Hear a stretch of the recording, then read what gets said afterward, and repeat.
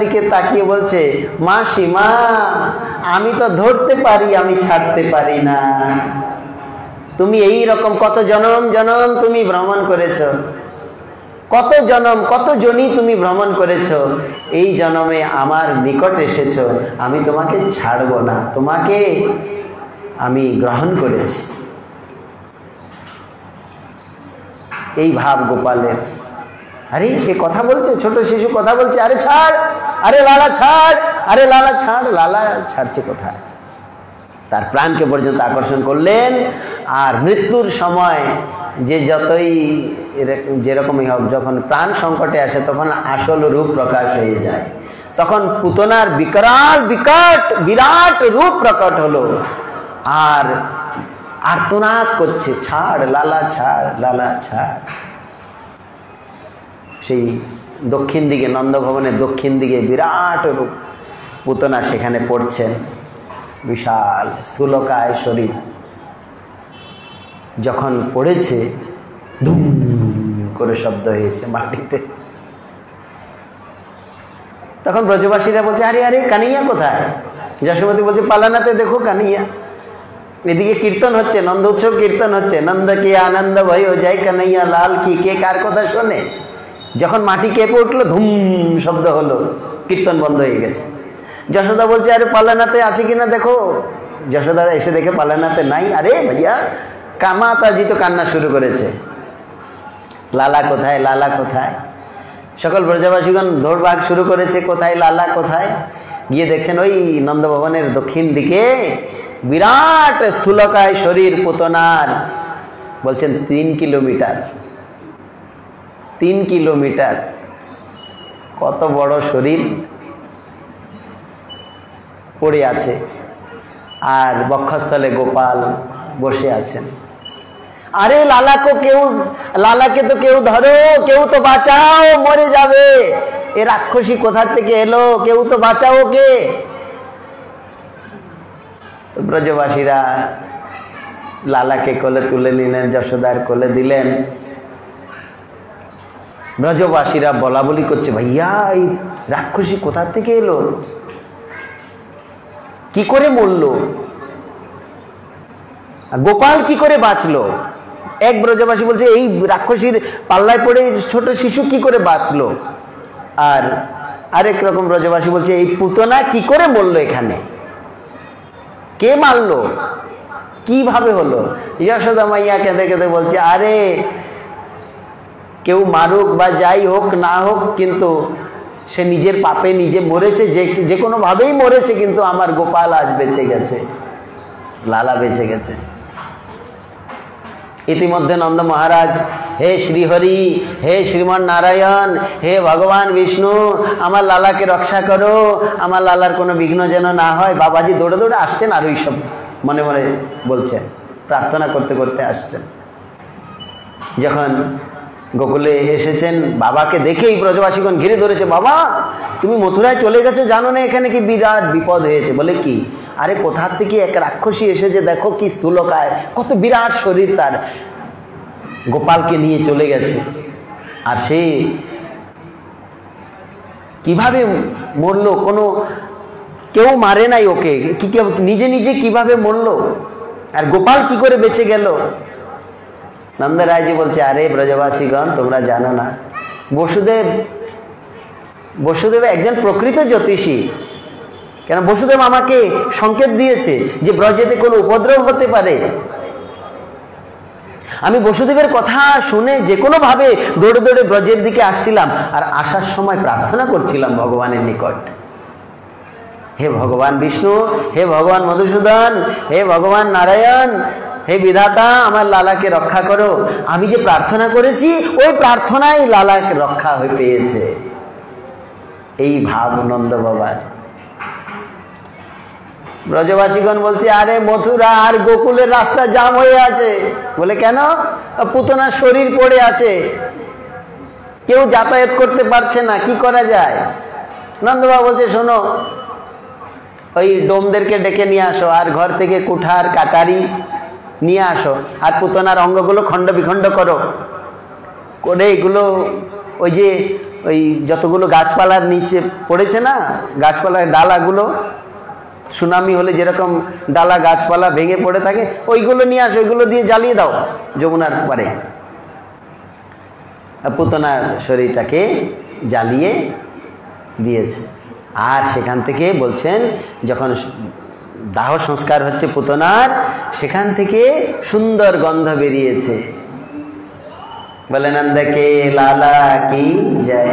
ভগবান যাকে গ্রহণ করেন তার অঙ্গ পরিত্যক্ত হয় না, জগতের লোকের মতো হয় না, সেই শরীর দিব্য হয়।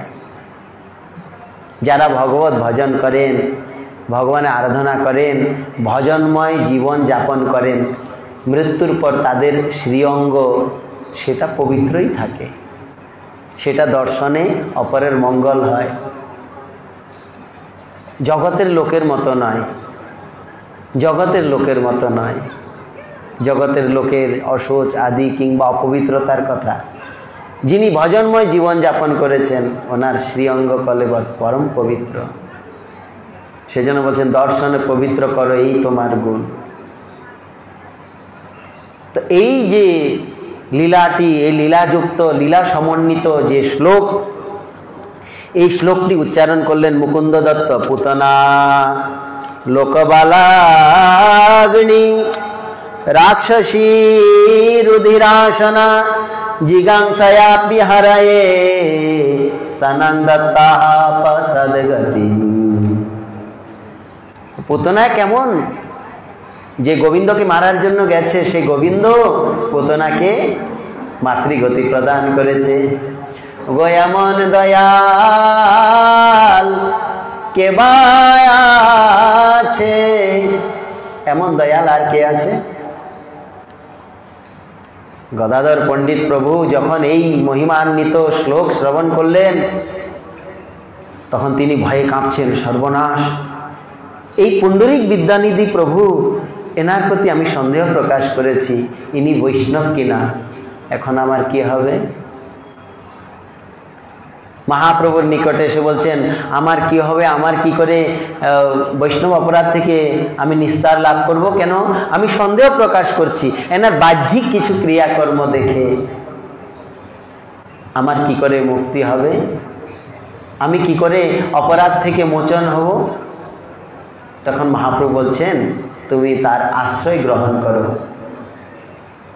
গঙ্গায় স্নান করে গদাধর পণ্ডিত প্রভু পুণ্ডরিক বিদ্যানিধির নিকট গেলেন, বলছে আপনি আমাকে কৃপা করুন, আশ্রয় প্রদান করুন, আমাকে ক্ষমা করুন। তখন পুণ্ডরিক বিদ্যানিধি গদাধর পণ্ডিতকে নাম মন্ত্র দীক্ষা প্রদান করলেন। পুণ্ডরিক বিদ্যানিধি হলেন বৃষভানু মহারাজের অবতার, যিনি রাধারানীর পিতা। আর এই রাধারানীর অবতার হলো গদাধর পণ্ডিত প্রভু। সেই পিতা এবং কন্যার এখানে মিলন হলো। বলো ভক্ত ভগবান কি জয়। তো ভগবান এমন দয়ালু যে তিনি বলছেন মহাবদান্য। ভগবানের দিকে যদি আমরা এক পল আমরা কিংবা এক কদম আমরা এগিয়ে যাই, তিনি 2 কদম আমাদের দিকে এগোবেন। এই জন্য জগন্নাথ 2 হাত প্রসারে বসে আছেন, মহাপ্রভু 2 হাত উঠিয়ে অপেক্ষা করছেন আমাদের যে জীব তোমরা এসো আমার দিকে। আমরা যদি একটু অগ্রসর হই, তিনি আরো বেশি অগ্রসর হবেন আমাদের দিকে। তিনি পূর্ণ বস্তু, আমরা ওনাকে যা কিছুই দেব সেটা আমরাই প্রাপ্ত করব, এনার কোনো কিছুর প্রয়োজন নেই। জলপূর্ণ কলসিতে আমরা যত জলই ঢালি সেটা কি হবে? বাইরে বেরিয়ে আসবে, সেটা আর ভেতরে থাকবে না। কেন? পূর্ণ। তো গোবিন্দ পূর্ণ, কৃষ্ণ পূর্ণ, তার কোনো কিছুর অভাব নেই। শুধু আমরা প্রেম ভক্তি মিশ্রিত করে আমরা ওই যা খাবো, যা বলবো, যা কাজ করব, শুধু প্রেম ভক্তি মিশ্রিত করে ওনার উদ্দেশ্যে নিবেদন করলেই সেটা স্বীকার করেন, সেটাই আমাদের জন্য প্রসাদ।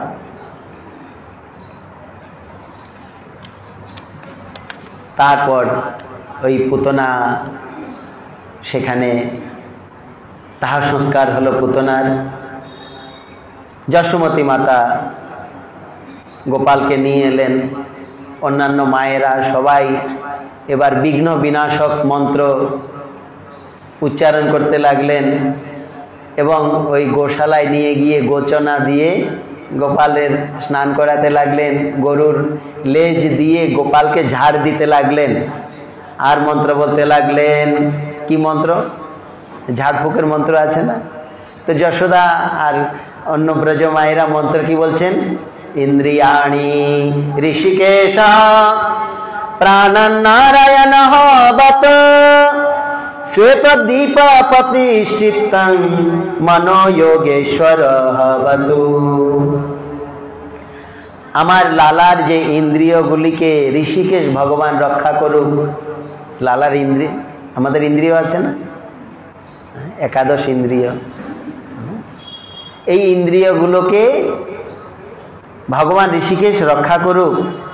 আমার লালার প্রাণের রক্ষা করুক ভগবান নারায়ণ। শ্বেতদ্বীপের প্রতি আমার লালার চিত্তকে রক্ষা করুক। আমার লালার মনকে যোগেশ্বর ভগবান রক্ষা করুক। ক্রীড়ন্তম পাতু গোবিন্দ শয়নং পাতু মাধব। যখন লালা খেলা করবে আঙ্গিনাতে, তো আঙ্গিনায় খেলা করলে আমি তো গৃহকর্মে ব্যস্ত থাকি, তখন গোবিন্দ ভগবান লালাকে রক্ষা করুক। কানাইয়া এতক্ষণ কাঁদছেন, আর যখন বলছেন ঋষিকেশ, মাধব, গোবিন্দ এই নামগুলো, তো কানে শুনছেন। কার নাম বলে দেখি তো? কানাইয়া শুনছেন, ওহো আমার নাম বলে আমাকে ঝাড়া দিচ্ছে। তো কানাইয়া খিলখিল খিলখিল করে হাসছেন। কানাইয়ার হাসি দেখে যশোমতীও হাসছেন, বলছে লালা সুস্থ আছে, কিছুই হয় নাই লালার। বলে যশোদা কে লালা কি জয়। আমার লালা যখন শয়ন করেন তখন মাধব ভগবান লালাকে রক্ষা করুক। এই প্রকার গোপালকে গোপুচ্ছ দ্বারা যশোদা আদি যে মায়েরা ঝাড় দিচ্ছেন কিংবা ঝাড়াচ্ছেন। তো এই প্রকার ভগবানের লীলা। ভগবান বড় দয়ালু, ভক্তের জন্য তিনি কত কিছু করেন। এখানে যশোমতীর যে শুদ্ধ বাৎসল্য প্রেমেতে তিনি প্রভাবিত, আর পুতনার মতো একটি রাক্ষসীকে তিনি আজ মুক্ত করে দিলেন। এমন দয়ালু তিনি, দোষ দেখেন না যে মারার জন্য এসেছে আমাকে, এটা তিনি দেখছেন না। কি দেখছেন? যে হ্যাঁ, মাতৃত্ব ভাব তো একটু নকল হলেও রয়েছে, আসল মাতৃত্ব ভাব নেই, নকল ভাবে এসছে, কিন্তু ভাবটা মাতৃত্ব। স্তনপান করায় কে? মাই তো মাতৃত্ব ভাব নিয়ে এসছে, সেজন্য আমি তাকে ওই মাতৃগতি প্রদান করব। এই যে নিকৃষ্ট শরীর লাভ করে এসেছে, এই রাক্ষসী শরীর তো উৎকৃষ্ট শরীর নয়, ভদ্র শরীর নয়। অভদ্র শরীরটাকে পরিত্যাগ করিয়ে ওনাকে ভদ্র শরীর প্রদান করলো, মাতৃত্ব শরীর প্রদান করলো। বলে কৃষ্ণ কানাইয়া লাল কি জয়। এই প্রকার প্রভুর লীলা। বাঞ্ছা কল্পতরুভ্যশ্চ কৃপা সিন্ধুভ্যৈব চ পতিতানাং পাবনেভ্যো বৈষ্ণবেভ্যো নমো নমঃ। শ্রী শ্রী